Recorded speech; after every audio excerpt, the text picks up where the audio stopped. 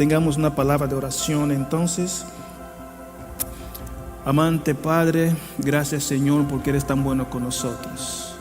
Gracias por el privilegio de la vida. Gracias también porque una vez más, Señor, permitiste que estuviésemos aquí en tu casa para escuchar tu palabra. Señor, nos encomendamos en tus santas manos y a mí también, Señor, me encomiendo en tus santas manos.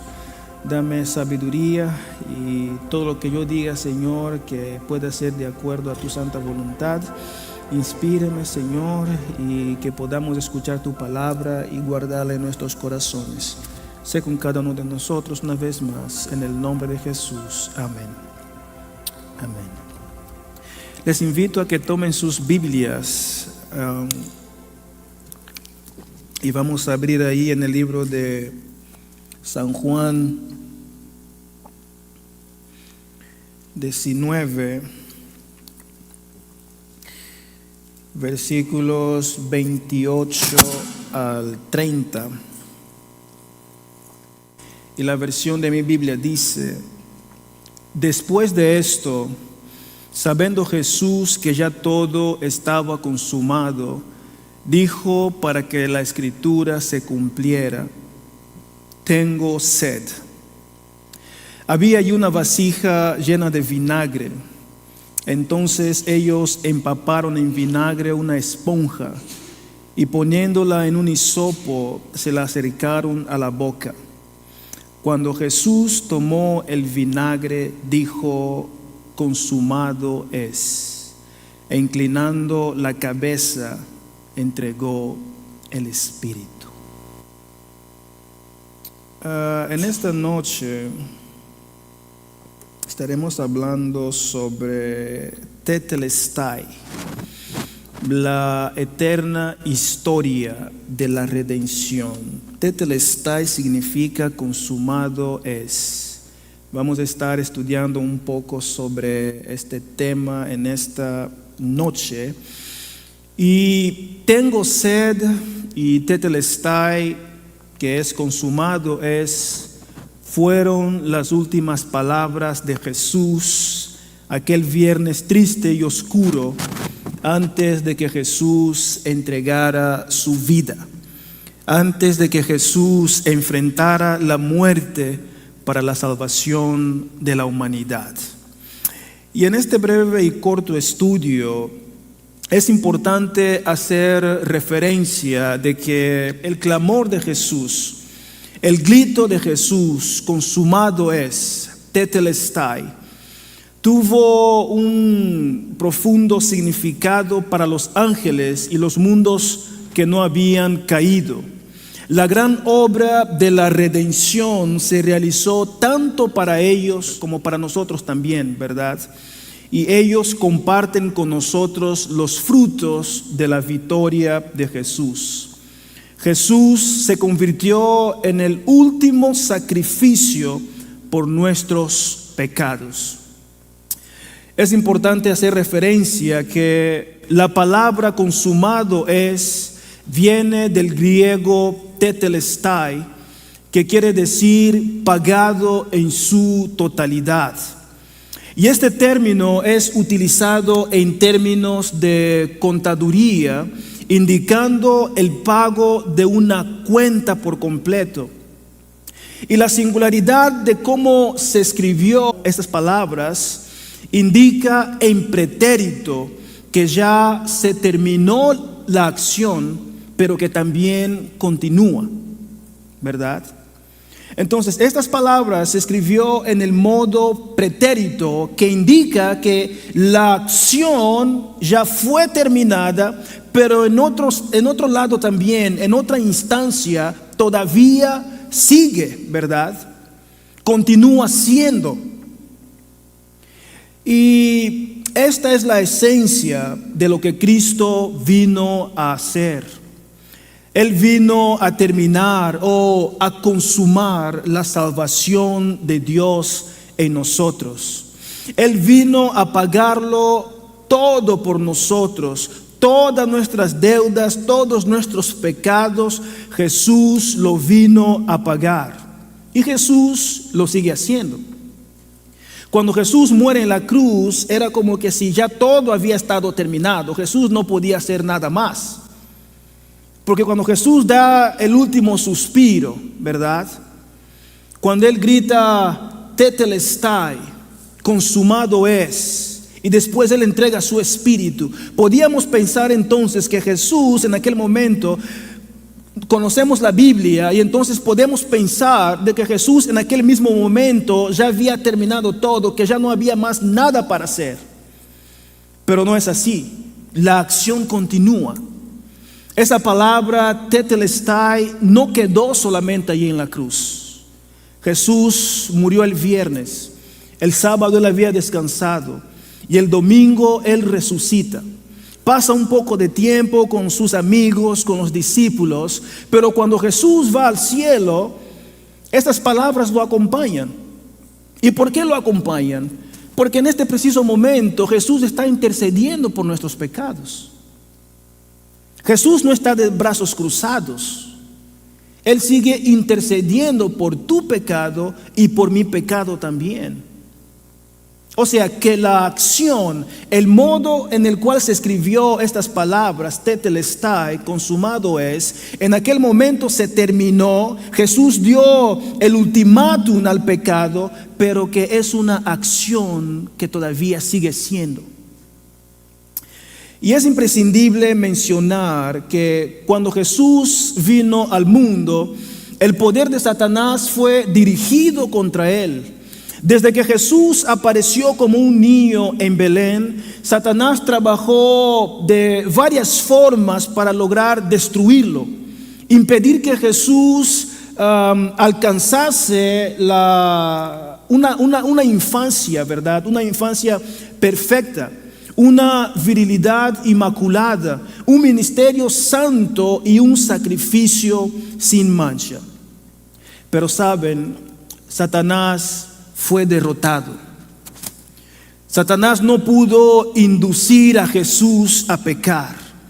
No pudo desalentarle ni inducirle a apartarse de la obra que había venido a hacer en la tierra.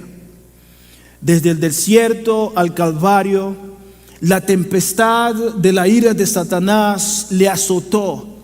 Pero cuanto más Satanás atacaba a Jesús, más firme, más fuerte Jesús se mantenía agarrado de la mano de su Padre y avanzaba en el camino ensangrentado. Y todos los esfuerzos de Satanás para poder oprimir a Jesús y vencerle no lograron, porque Jesús estaba agarrado de la mano de su Padre. Era un plan que Jesús tenía que llevar a cabo, que Jesús tenía que cumplirlo. Jesús nos ama tanto, y yo a veces me pregunto, ¿saben? ¿Por qué Jesús tuvo que hacer esto, verdad? ¿Por qué no dejó que nosotros mismos pagáramos por nuestros propios pecados? Pero el amor de Jesús va más allá. El amor de Dios va más allá. Y si hacemos un análisis, morir no suele considerarse como una demostración de poder, ¿verdad? Y algunos pueden pensar, pero ¿cómo puede alguien ganar una batalla muriendo?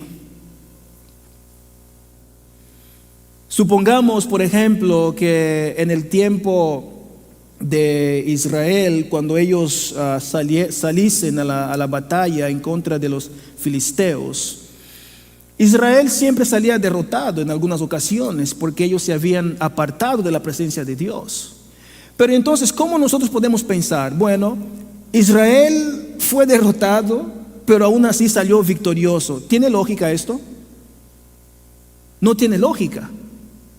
Y nosotros podíamos pensar lo mismo de Jesús también. ¿Cómo puede ser que alguien que muere en la cruz, al final de todo, sale vencedor, sale victorioso? ¿Cómo puede alguien proclamarse campeón perdiendo la vida? Saben, recientemente estuve hablando con un amigo cristiano, ¿verdad? Y él me hizo saber que en el mundo del ocultismo se cree que Satanás ganó la batalla porque Jesús murió y Satanás no. Entonces ellos tienen esa firme idea y están engañando a mucha gente a pensar y a darles, o mejor, a endoctrinarlos en pensar que miren, Satanás está aquí, pero ¿quién murió en la cruz? Jesús murió en la cruz, Satanás no. Entonces ellos con ese pensamiento, ellos dan a entender a las personas que ellos están engañando de que Satanás salió victorioso y Jesús no. Jesús salió derrotado porque Jesús murió en la cruz. Y esto es lo que ellos allá en el mundo del ocultismo piensan, ¿verdad? Para ellos Satanás es ganador y Jesús es un perdedor, porque Jesús murió en la cruz. Pero usted y yo conocemos la Biblia y sabemos que es todo al revés.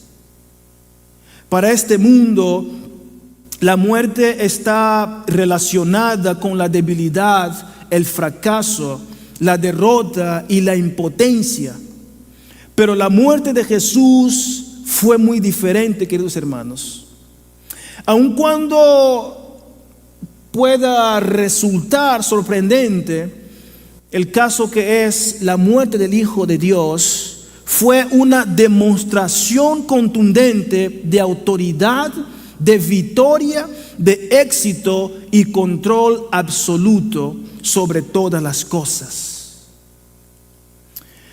Consideremos estas palabras, las mismas palabras, ¿verdad?, de San Juan 19, versículo 30. Ahora vamos al 30 en lugar de ir al 28.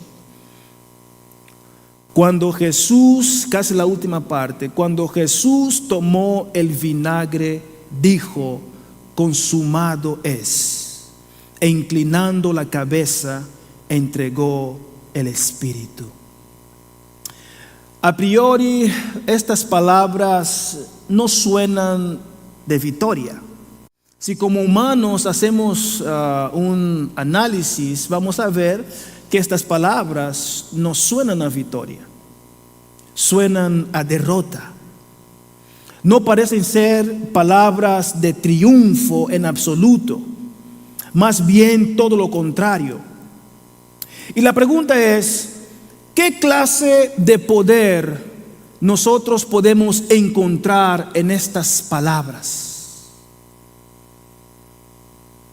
Cuando Jesús tomó el vinagre, dijo: tetelestai, e inclinando la cabeza, entregó el Espíritu. ¿Qué clase de poder podemos encontrar en estas palabras? ¿Qué tipo de éxito puede haber en estas palabras? Desde la perspectiva humana, un hombre clavado en la cruz no parece ser muy poderoso, ¿verdad? ¿Cómo puede alguien estar clavado en la cruz y aún así ser poderoso? Porque él no depende de sí mismo. Él tiene que depender de que suban personas y lo bajen. Él tiene que depender de la ayuda de otras personas. Pero él no puede hacerse por sí mismo. No puede bajar de la cruz por sí mismo. En nuestra perspectiva de humanos, podemos llegar a pensar de esta forma, ¿verdad? Podíamos llegar a pensar que Jesús, estando allí arriba, no tenía control absoluto sobre todas las cosas y sobre lo que estaba sucediendo a su alrededor. Y no obstante, a pesar de las apariencias en la cruz del Calvario, Jesús hizo un despliegue de poder sin precedentes. Jesús demostró en la cruz su poder absoluto para salvar.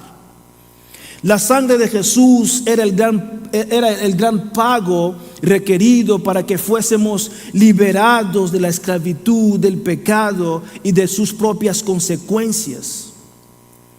Hermanos, se trata del gran pago que hizo que la ira de Dios, el Padre, fuese recibida por su propio Hijo y no por nosotros. Y siendo así, cuando Jesús muere en la cruz, la iglesia fue salvada de la condenación. Una observación vital que debemos hacer cuando pensamos en la muerte de Jesús en la cruz es que la muerte de Jesús fue una muerte voluntaria. Él mismo quiso hacerlo. Y en todos los sentidos, en todos los momentos, fue la misma decisión de Jesús para salvarnos. El Señor no solo vino a la tierra a morir voluntariamente, sino que también, al ser sin pecado, entregó su vida porque Él a sí mismo lo quiso. Jesús quiso morir por nosotros. Y cuando Jesús muere en la cruz por nosotros, Él estaba bajo control de toda la situación. Nadie le quitó la vida a Jesús. Nadie mató a Jesús. Pero nosotros lo matamos. Nuestros pecados, hermanos, clavaron a Jesús en la cruz del madero. Pero su amor es tan grande que Él mismo decidió morir por tu pecado y por mi pecado. Él entregó su aliento de vida porque Él deseó hacerlo, no porque nadie tuviera poder sobre Él para quitárselo. Fue una entrega completamente intencional.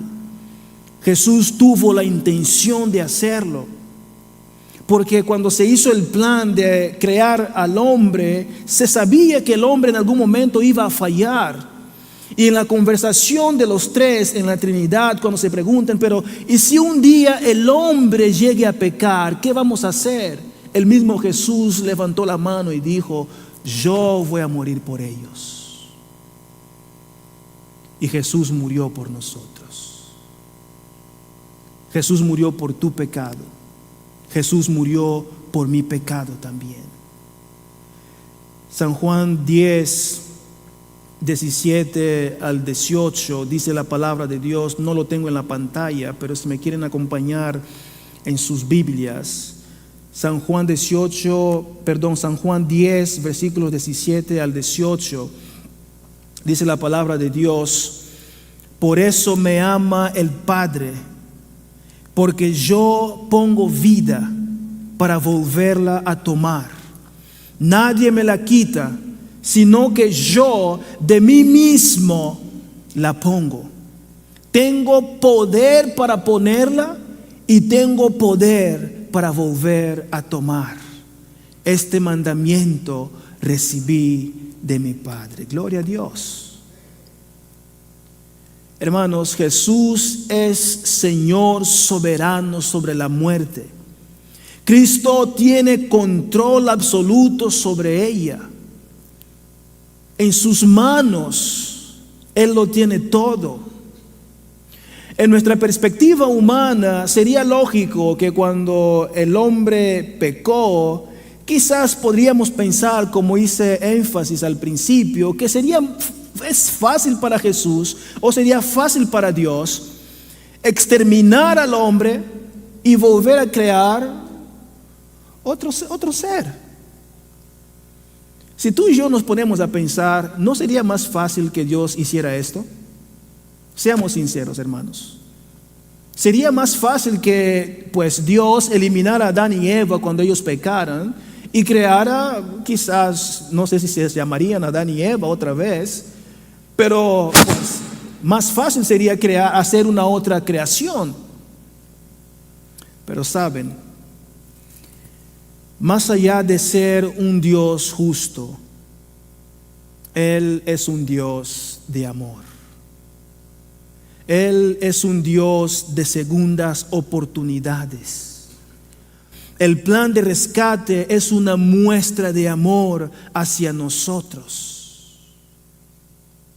Jesús quería mostrar no solamente a nosotros, sino también a los ángeles que Él era un Dios de amor, que Él da segundas oportunidades. Muchos de nosotros a veces vamos por la vida y estamos tan disgustados por nuestros propios pecados y pensamos que Dios no nos perdona, que ya no tenemos una otra segunda oportunidad para que Dios pues nos salve. Pero saben, el que nos pone en nuestras cabezas de que nosotros ya no tenemos segundas oportunidades, que ya no tenemos segundas chances, es el enemigo de Dios.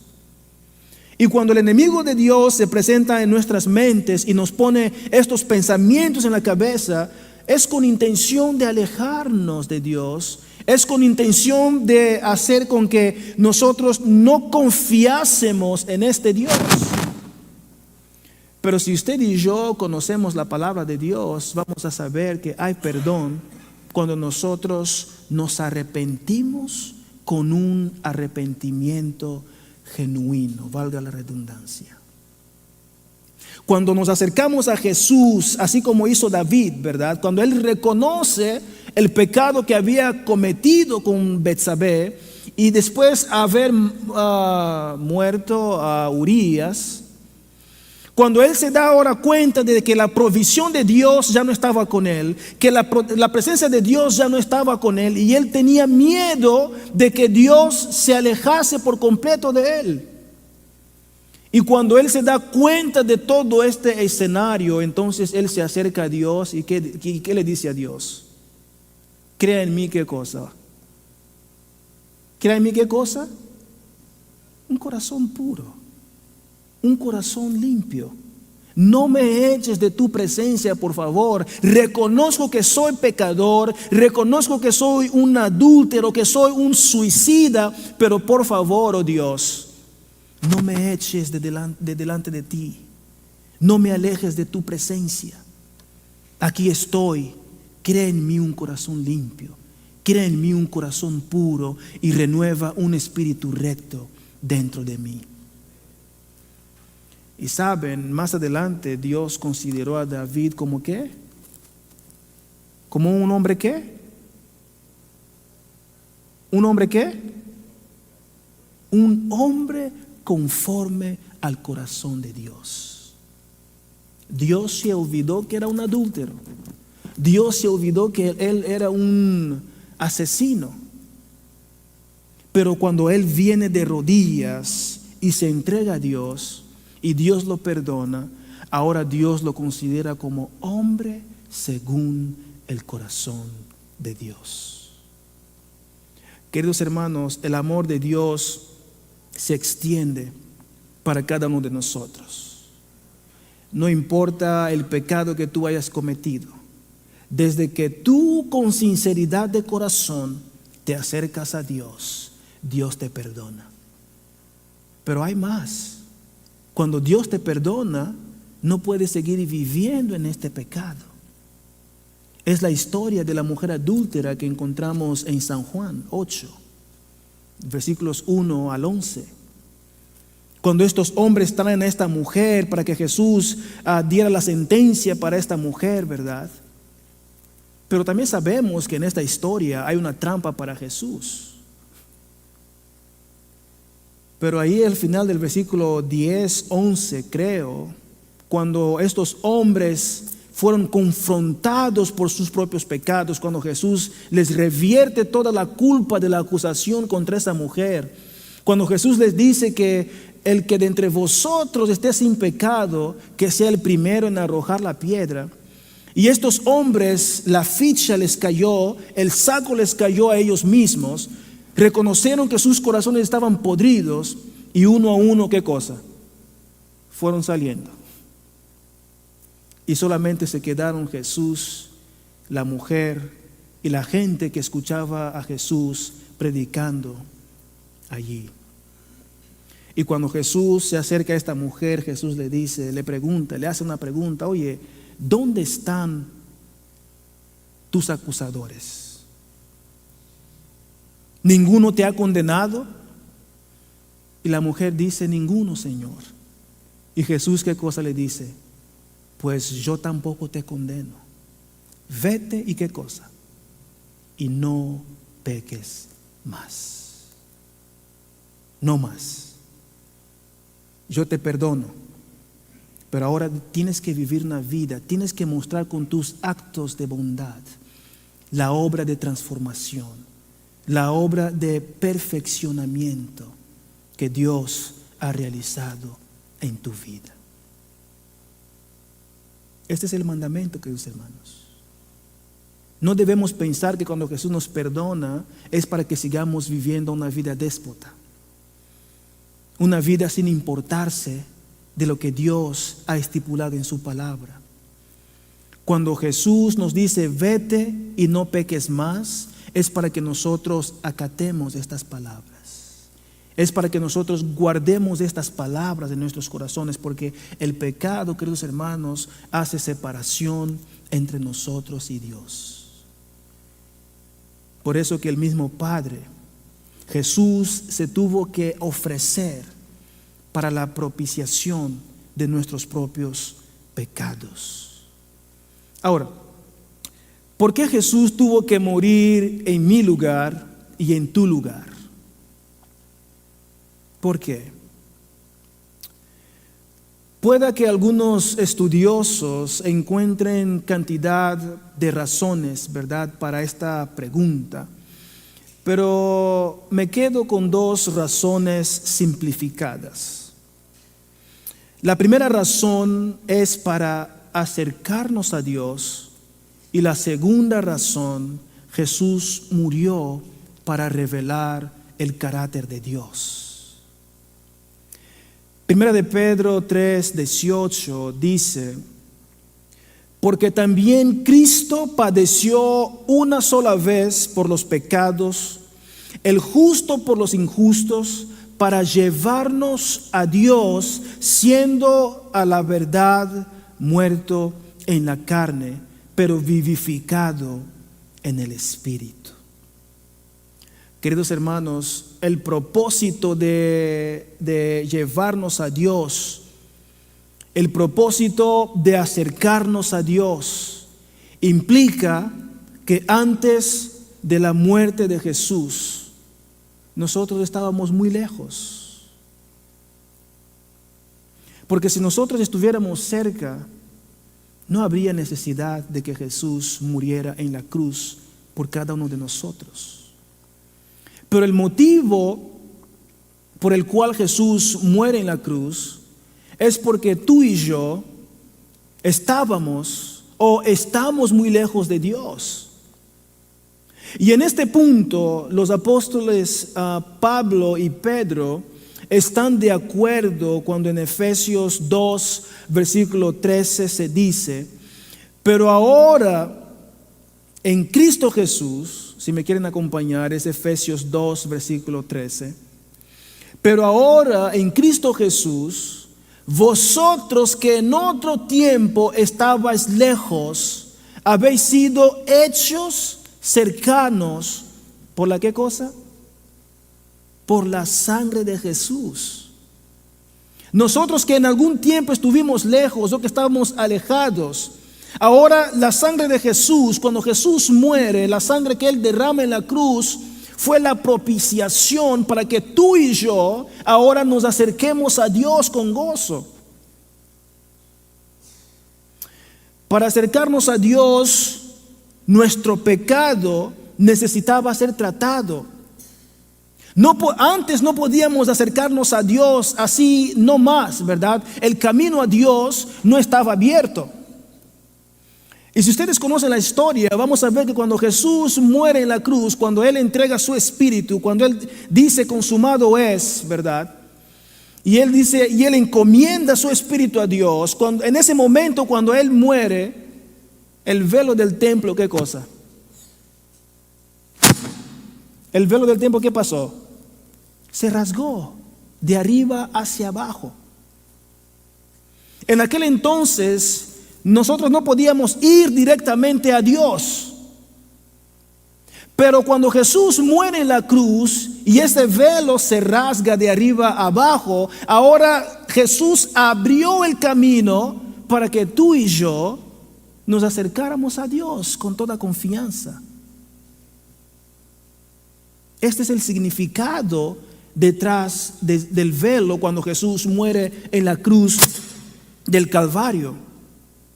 Entonces, para que nosotros nos acerquemos a Dios, primero Jesús tenía que pagar por nuestros pecados. Y entonces cuando Jesús paga nuestros pecados en la cruz, ahora nosotros tenemos el camino libre para ir a Dios y hablar con Dios y pedir perdón de nuestros pecados.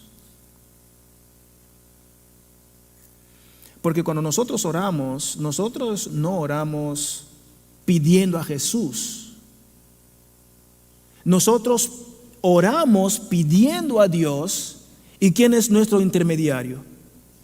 Jesús. Es la misma razón por la que nosotros terminamos en el nombre de Jesús. Le estamos pidiendo al Padre, ¿verdad? Pero porque Jesús es el que pagó por nuestros pecados, entonces nosotros terminamos nuestras oraciones, nuestros pedidos en el nombre de Jesús. Porque si por Jesús no fuese, nosotros no tendríamos otra forma de acercarnos a nuestro Dios. No habría otra forma, queridos hermanos. Por eso que Jesús no está fuera de la ecuación. Si nosotros oramos y no pedimos y no mencionamos a Jesús como el recurso que nos acerca a Dios, entonces nuestras oraciones han sido vanas. Cristo murió por nuestros pecados. Hermanos, la Biblia no anda con rodeos cuando se trata de la desobediencia humana y sus consecuencias. La Biblia no da vueltas cuando se trata de nuestros pecados. La Biblia es contundente. La Biblia es directa cuando nos habla del pecado. Por eso que nosotros tenemos que luchar día tras día. Tenemos que matar el yo adentro de nosotros. Tenemos que luchar con este cáncer que vive en nosotros. Y la forma como nosotros vamos a poder vencer este cáncer que vive en nosotros es si nosotros estamos agarrados de la mano de Jesús. Porque Jesús abrió el camino. Romanos 6, versículo 23 dice: porque la paga del pecado es muerte, mas la dádiva de Dios es vida eterna en Cristo Jesús, Señor nuestro. Gloria a Dios. Todos los seres humanos estamos condenados ante Dios. Nuestros pecados nos separan de aquel cuyo carácter es santo y perfecto en justicia. La naturaleza sustitutiva de la muerte de Jesús es la idea clave para comprender cómo Dios trata con el pecado y nos ofrece el perdón, queridos hermanos. Para acercarnos a Dios, Cristo tuvo que morir por nuestros pecados una sola vez. El justo por los injustos. Y si los injustos somos nosotros, entonces el justo es el mismo Jesús. Él cargó nuestros pecados para que nosotros alcanzáramos misericordia. Jesús nos reconcilió con Dios al llevar Él mismo nuestros pecados.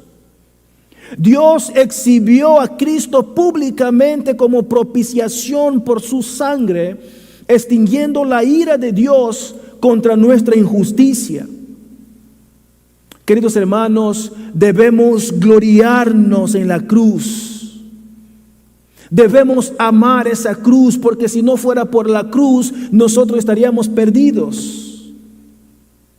No sé dónde estaríamos nosotros, queridos hermanos, si por la cruz no fuese. Debemos gloriarnos en la cruz, queridos hermanos. Hay muchas otras razones por las que Jesús murió en la cruz, ¿verdad? Y estas incluyen el conquistar el mal, Y también podemos encontrar ahí que era para inaugurar el pacto, ¿verdad? El nuevo pacto y darnos el ejemplo de amor sacrificial. Sin embargo, dos razones fundamentales son llevarnos a Dios y revelar el carácter de Dios.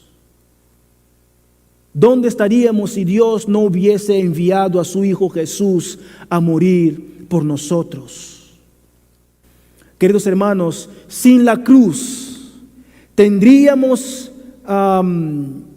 el entendimiento entenebrecido y estaríamos excluidos de la vida de Dios, de acuerdo con Efesios 4, versículo 18. Cuando Jesús estaba colgado en la cruz antes de su muerte, Él pronunció 7 frases, las cuales son objeto de estudio hasta los días de hoy. Y la primera palabra que Jesús profirió en la cruz antes de su muerte fue una palabra de perdón. Padre, perdónalos porque ellos no saben lo que están haciendo. En nuestra perspectiva humana, claro que sí, ellos sabían lo que estaban haciendo.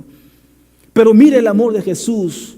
Todavía le roga al Padre y le pide perdón por esos hombres. Y todavía Jesús dice, Padre, por favor, perdónalo porque ellos no saben lo que están haciendo. Y saben, Lucas, cuando él escribe estas palabras, él indica en el gerundio, indica continuación. Antes mismo de que Jesús fuese clavado, él ya estaba perdonando a estos hombres. Y en el momento que Jesús estaba siendo clavado, él estaba perdonando a estos hombres. Y cuando Jesús muere en la cruz, él siguió perdonando a estos hombres. Lucas escribe esto en modo gerundio, ¿verdad? Que indica continuación, continuidad. La segunda palabra que Jesús profirió fue una promesa de salvación al ladrón. Hoy mismo estarás conmigo en el paraíso. La tercera palabra que Jesús profirió en la cruz fue el cuidado y devoción. Mujer, he ahí tu hijo, y viceversa. El cuarto punto, un clamor de angustia y soledad. Elí, Elí, lama sabactani. Dios mío, ¿por qué me has desamparado? La quinta palabra que Jesús expresó en la cruz antes de su muerte fue de sufrimiento y agonía. Tengo sed. La sexta palabra, una palabra de seguridad.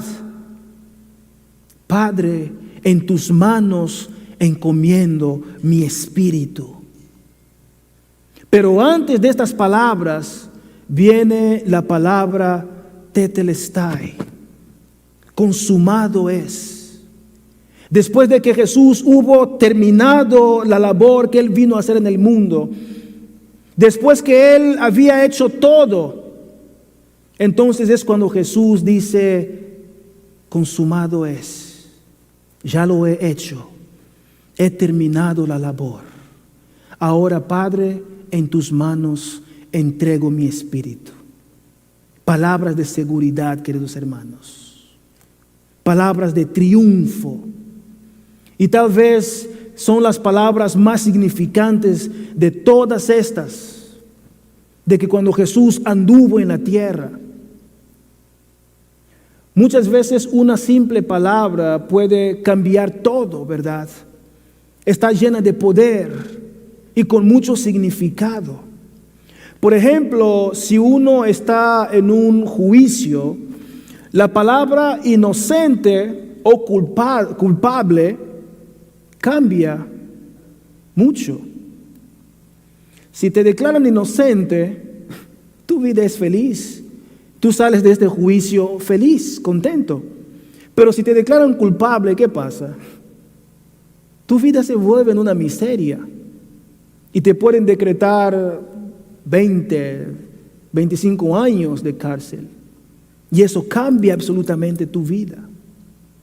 Y cuando uno está en una boda, ¿verdad? Cuando al novio o a la novia o a la mujer o al hombre le preguntan que si realmente quiere estar con esta persona y él responde sí quiero o ella responde sí quiero, esto cambia tu vida por completo.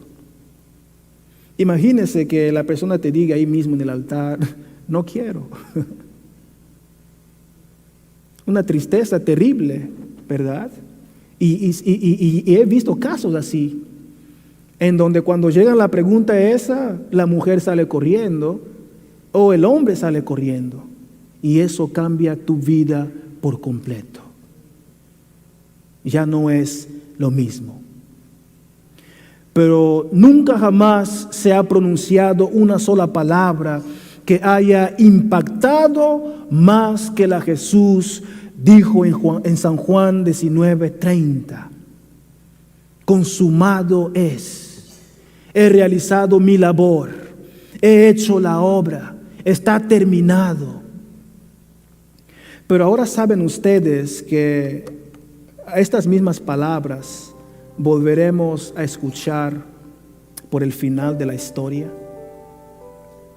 Al principio, cuando Jesús decide morir en la cruz y Él profiere estas palabras, era para darnos salvación, era para darnos la seguridad de que el camino hacia el Padre estaba abierto, mostrando que ahora nosotros podemos relacionarnos con Dios. Y Jesús entonces expresa, tetelestai, he cumplido, he terminado la obra, ahora todo está hecho, todo está bajo mi control. Ahora, por el final de la historia, cuando todo se acabe, cuando por fin Jesús venga en su gloria y majestad, cuando Jesús deja de interceder por nosotros en el lugar santísimo, volveremos a escuchar estas mismas palabras. Pero ahora, cuando Jesús vuelva a decir estas palabras, ya no serán palabras para salvación, sino que serán palabras para condenación. Y cuando Jesús termine su obra allá en el lugar santísimo, como intermediario, como propiciario por nuestros pecados, entonces Jesús se levanta de su trono y Él volverá a decir, tetelestai. Y si me quieres acompañar en Apocalipsis 22, 11 al 12, téngalo ahí en tu Biblia. Apocalipsis 22, 11 al 12. Ya que Jesús termina su labor de sumo sacerdote, ¿verdad? Ya que Él termine su labor de ser intermediario por nuestros pecados, cuando llegue el tiempo, entonces Jesús se levanta de su trono y ahora las palabras tetelestai ya no es más para nuestra salvación, ahora es para nuestra condenación. Y Jesús se levanta y dice, tetelestai, basta, he cumplido con la misión. Apocalipsis 22, 11 al 12. El que es injusto, sea injusto todavía. El que es impuro, sea impuro todavía. El que es justo, practique la justicia todavía. Y el que es santo, santifíquese más todavía. Vengo pronto y mi galardón conmigo para recompensar a cada uno según sea su obra. Hermanos, en otras palabras, es decir, que el que es pecador, que siga pecando. El que es mentiroso, que siga mintiendo. El que es chismoso, que siga chismeando. El que es adúltero, que siga en su adulterio. El que es fornicario, que siga en su fornicación. El que es idólatra, que siga en su idolatría. Cuando yo venga, pagaré a cada uno según fueron sus obras. Qué tremendo, queridos hermanos. Qué tremendo. Primero, tetelestai era para nuestra salvación. Ahora, tetelestai es para nuestra condenación. ¿De qué lado vas a estar tú cuando Jesús venga? ¿De qué lado? El enemigo pensó que cuando el hombre cayó en el jardín, cuando el hombre pecó en el jardín, y podemos decir que el enemigo en el jardín, queridos hermanos, la serpiente ganó la batalla, pero en la cruz el Cordero de Dios venció la serpiente. Gloria a Dios. Ahora ya no hay más ninguna condenación, porque en Cristo, ¿qué cosa? Porque en Cristo, ¿qué cosa?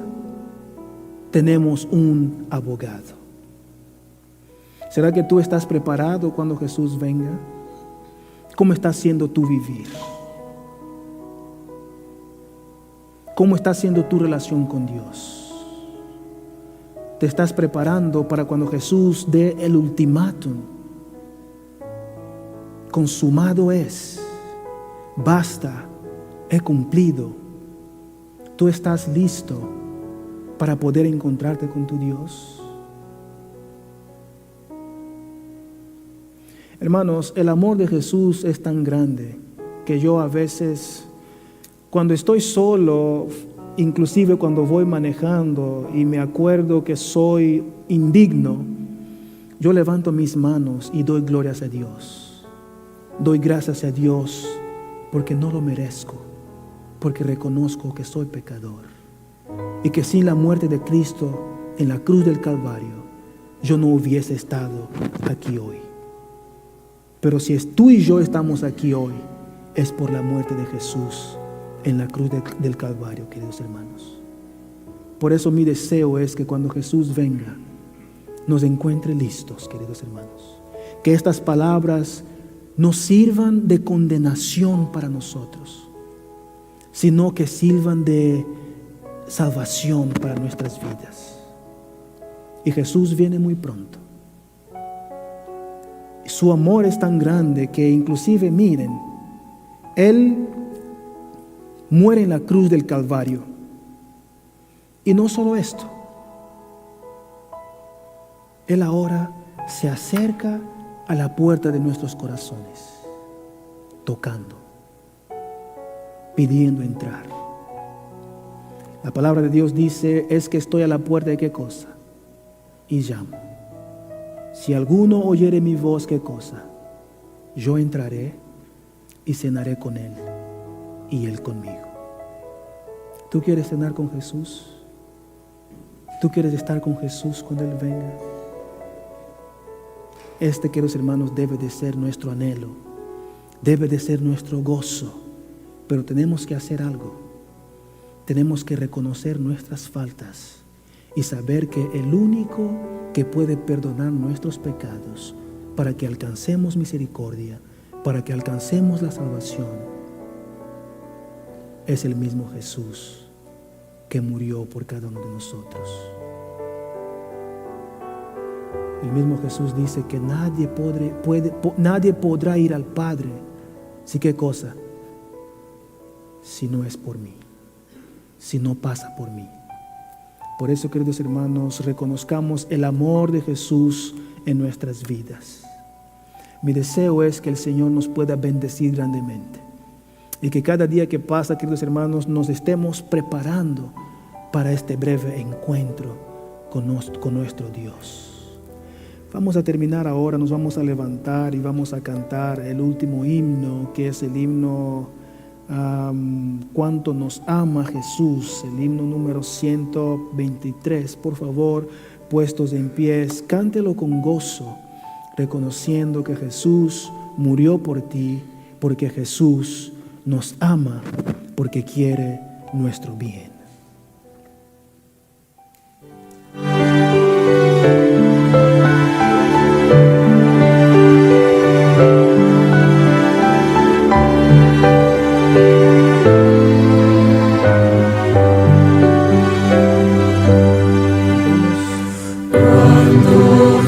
Jesús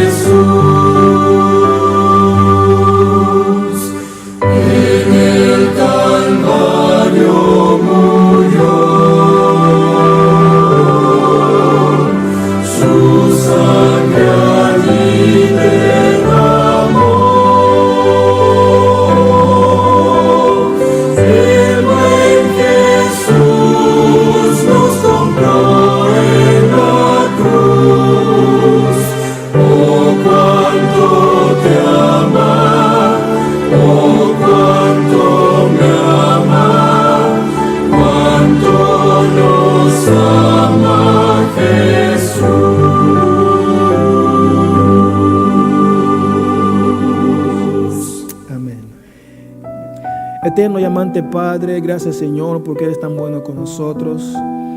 Gracias, oh Dios, por tu amor y por tu misericordia. Oh Señor, en esta noche queremos reconocer, si por tu Hijo no fuera, nosotros, ninguno de nosotros estaríamos aquí en esta noche. Pero Padre, te queremos alabar porque tú has entregado a tu Hijo a morir por el pecado de cada uno de nosotros. Ahora, Señor, cabe en nosotros que aceptemos esta salvación, que empecemos de aquí adelante, Señor, a buscar siempre hacer tu voluntad.